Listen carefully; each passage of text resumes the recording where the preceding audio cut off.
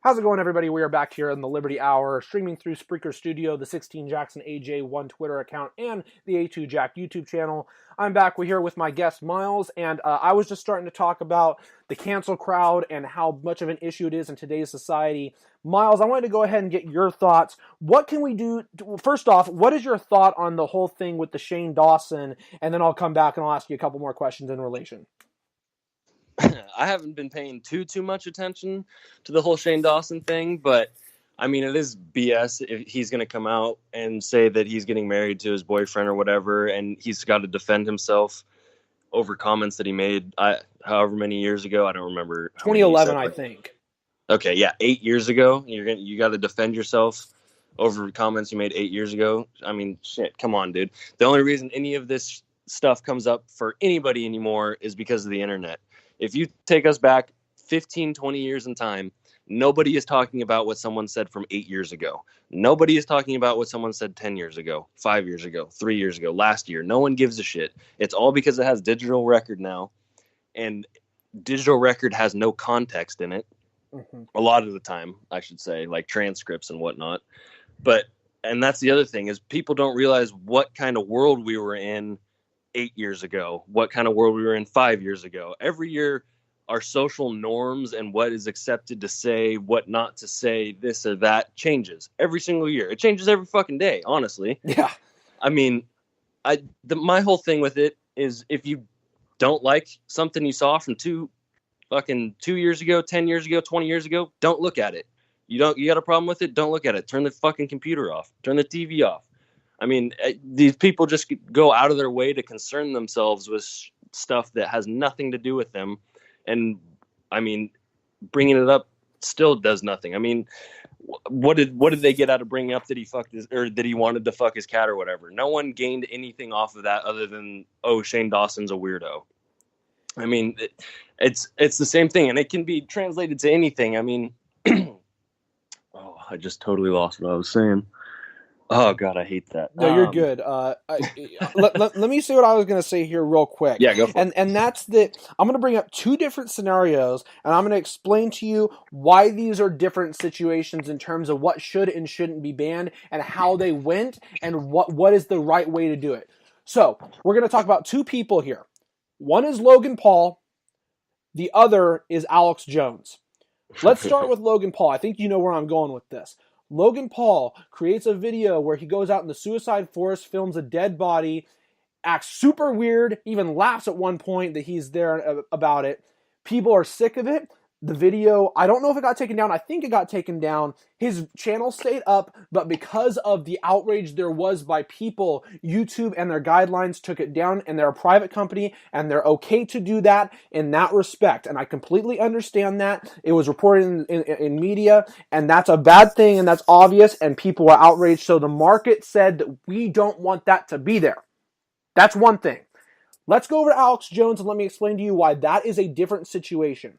Alex Jones, if you don't know him, he's a conspiracy theorist. He's obviously a divisible character. So, some people like him, some people hate him. I'm somewhere in the middle. I think you are as well. But here's why what happened with him is different. Obviously, he said the things about Sandy Hook, and he's he's said other things in the past which are questionable. But it's his opinions, and he has his own sources of ways to back it up.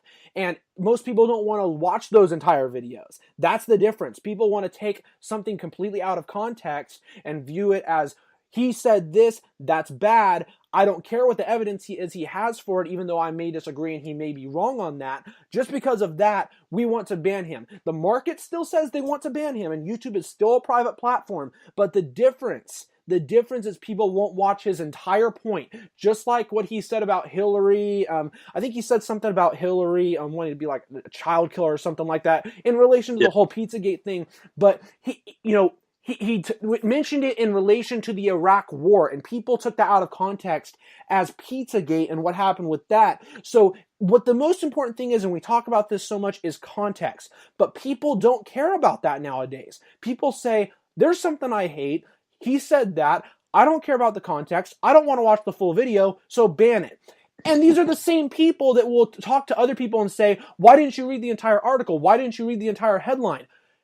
There is a problem with that, but that's the thing, is people need to take the time to look into something and see, is this truly bad? Is this truly something that should be taken down? Because if it's not, oh, maybe it's not that big of an issue. Maybe we shouldn't worry about it. If this person is continually acting like this and is bad and is on this platform making money, yes, maybe we should do something about this. It's a complex issue when we're talking about the First Amendment and free speech, but people just view it so narrowly nowadays. Oh, 100%. I mean, my thing on it, I mean, YouTube's obviously a private company, but if you got a viewership and you're telling them that they should smoke crack and hail Satan all day long, and you get 500,000 subscribers and you get monetized videos on YouTube or whatever, go for it. You got your supply and demand right there. You are providing, you got an audience, whatever. You can do whatever. My thing is when YouTube starts censoring shit that people aren't complaining about. Just that, okay, it gets flagged one time, but it's flagged because it's a conservative point of view or it's a libertarian point of view, whatever, liberal point of view, whatever it is, it gets flagged one time, but there's no bad content in it. It's just someone flagged it because they didn't like it. Right. And that's my problem. I mean, with censorship period. I don't know if you saw the story. It came out, I don't know if it came out yesterday or today, about that Jim Jeffries interview with that, I think he was a Jewish Australian activist or something. Jim Jeffries cut up the interview a bunch and spliced his answers to different questions that he asked on air and whatever, which I think is a big problem with the whole context thing too, is now when you do go onto these shows or whatever, you have podcasts, whatever, people will cut and edit shit to make you sound either crazy or make these other whack jobs that are crazy sound normal. Yeah, no, exactly. And it's gotten to the point where even in today's society, some people try to, put themselves on a pedestal to go as far as, I won't even say his name, but the guy that tried to, say that he was getting attacked, like, racially, you know who I'm talking about, right? And then he got charged for basically the fake crime. I don't want to say his name on here, but I think he's an actor. And so basically, you'd have people that are doing stuff even like that nowadays, and that's a darn shame. And there's a huge issue, with everything in related to that context. But I want to get to your thought on the main issue here, which is free speech. And how do you think that we are past the point of saving free speech in America, or no? What do you think can be done to save it, if not? Explain to me your entire thought on that issue. So I don't think we're too far gone to completely save the First Amendment, but we are definitely on a slippery slope in the wrong way. Because there's a whole side of the political party, which I would say is the left, is anything that they don't like, anything that they disagree with, anything that sounds kind of weird, anything that sounds kind of rude or mean, anything they want removed, they want out of here, they want you criminalized for it, they want you locked up for it, they want your business taken down, they want you demonetized, they want everything to do with whatever you are out of here because they can't handle whatever you're saying. And I think it will take either a social media platform that will literally censor nothing to gain some popularity and maybe just make America not as soft as it is right now, expose some people to some shit that they haven't seen before and make it normal again. But I don't know. I think everyone's too caught up in their feelings. No one wants to hurt anyone's feelings anymore. You got to be so careful about what you say about anything anymore. You can't say anything in the wrong context because you're a racist. You can't say anything in the wrong context because you're a misogynist. You're whatever. And that's the other thing, is anytime you say something, you get labeled. And that a lot of people don't see it as a threat to the First Amendment, but I mean, it really is a threat to free speech if every time anyone speaks out on a certain issue or topic, you get labeled one thing or another. Well, it's just, yeah, go ahead. Yeah. I was just going to say it's not healthy. Well, yeah, and the thing is, even if it's not in the grounds of government or anything like that, even so, some people might even go as far to advocate for that. Just the concept of it in general, and the practice of it in society, it's just something that I view as so important. I don't have the poll up right now, but I'm trying to think in my head. This was something that was done even like 4 or 5 years ago. Of There's like seven. It's not even as much of an issue in America. Actually, in Europe, it's a bigger issue of these people where like 60 to 70% of like people who are millennials or something like that want to see government ban certain types of speech. I don't know if you've seen this poll as well, but I could pull it up and link it to my YouTube later on. But it's a pretty high percentage in America, but ironically in Europe it's even a bigger issue. So when it's not just an American issue, even though we have an amendment for it, it's becoming a world issue. And as I've said, people want to forget about history, but history is very important in these conversations. Hitler was a person, Mao was a person, Stalin was a person, Mussolini was a person. They're all people who grew popularity and were gross authoritarians who killed millions of people. And these people, part of it, their rise to power had to be suppressing certain types of speech. And I don't want to, a lot of people say, "Oh, that's lame. That's never going to happen." You just watch, because you won't see it coming, and then you'll be the one that'll be like, "Oh man, maybe I should have said something." That's the problem with everything now, is all these kids. I mean, I say kids because it's normally the younger crowd that's the one voting this way or thinking this way, that we need to restrict or limit certain things. And you had a great thing about history, is no one wants to talk about history, but it's bound to fucking repeat itself if we do not pay attention to it. But see, back what you were saying about the younger crowd and how they're ones typically to vote another way, and I've said this on the show before as well too. 50 years ago, these were the same people that were advocating for free speech at places like Berkeley and stuff like that. What went wrong in 50 years? That's the thing. I think everything just got. I honestly, I don't even know. Everything just got soft. Everyone just started getting coddled as a kid.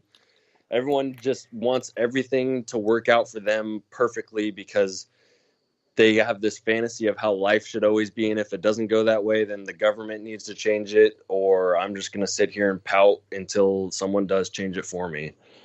Yeah, it's a sad state, unfortunately. Well, I don't want to end off the podcast on a bad note. So what I want to talk about, I have one more thing I want to talk about, and I mentioned it with my friend Ricky a couple weeks ago, and I want to talk to you about 2 Miles, because I know you play these games too. And that's this thing with Apex Legends, which is just consistently growing. It's just getting bigger and bigger, and it's getting to the point where it's close to taking over Fortnite. It actually grew more than Fortnite in a shorter period of time. And I want to get your thoughts. Do you think that this will end up taking over Fortnite, and what do these games mean for the future of free gaming when it comes to these? Yeah, what's your thought on that? I'll tell you right now, I hope Apex takes over Fortnite. I think Fortnite's had its good, nice little 2-3 year reign, whatever it's been, but Apex is a healthy update. It's a good first person shooter. I'm glad that we're moving back to first person shooters, because that was pretty much what was all over the gaming world before these battle royales came in. I mean, everyone in the world played Call of Duty. Everyone played Halo and all those types of fucking shooters and shit. But I think this whole wave of free games, it's good because you don't have to pay for the games. But if you want, I mean, these games, it's like a deception. It's, hey, play my game, it's free. It draws you in, and then you buy the shit once you're in there. So it's really not too free of a game, but I do like the whole download quick battle royale thing. I like that everything now is starting to become battle royales. You got to stick it out to the end, see who wins, whatever. But I think for esports and professional gaming with these games, I think they need to refine the whole battle royale thing a little bit more, because it's too random. There's never going to be a dominant team that always wins Apex or always wins Fortnite Squad. Like, there's not going to be someone that comes in and wipes up every tournament or is in every single tournament, because it's such a random style of gameplay. So I think it needs to evolve a little bit more in that way, but I do like the trend that it's going. Well, cool. I'll be right back with my thoughts on that. We will close out this podcast here in the next part 6 of the Liberty Hour. Thank you for tuning in. We'll be right back.